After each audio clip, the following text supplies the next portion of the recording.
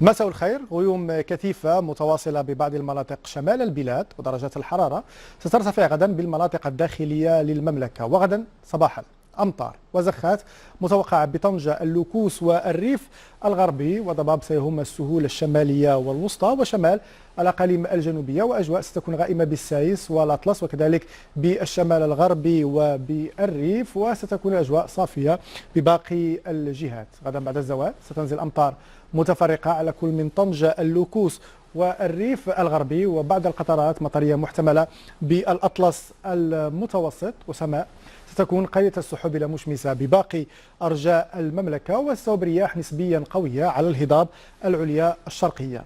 درجات الحرارة غدا صباحا ستصل 3 درجات بفران، 11 بالرشيدية ورزازات، 13 بالمدينة الحمراء ومراكش، 12 بأكادير، و20 درجة بالقويرة. غدا بعد الزوال ستسجل 15 درجة بفران، 22 بوجدار، 24 بفاس، 23 بمكناس، 21 بالعاصمة الرباط وأيضا بالدار البيضاء، 16 بعرس الشمال طنجة، و30 درجة بالقويرة.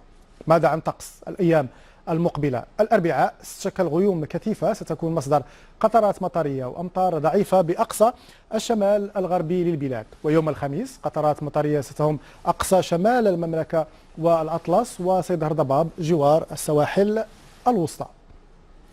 حقول الألواح الشمسية بقدر ما تستطيع العين رؤيته، وغابات توربينات الرياح تكسر رتابة السهول بتكساس، المركز التاريخي لإنتاج النفط في الولايات المتحدة. اليوم سيصبح في طليعة ثورة الطاقة الجديدة، وبجنوب دالاس تعتبر مقاطعة نافارو والحجر الجيري رمزا لهذا التحول مهد صناعة النفط في نهاية القرن التاسع عشر، مما جعل المنطقة غنية. والتوجه في الآونة الأخيرة صار نحو الطاقات الخضراء، ووفقا لمنظمة أمريكان كلين باور فإن تكساس هي الولاية الأمريكية التي استضافت في عام 2022 الحصة الأكبر من مشاريع الطاقة المتجددة للشركات التجارية والصناعية، متقدمة بفارق كبير عن المناطق الشمالية للبلاد.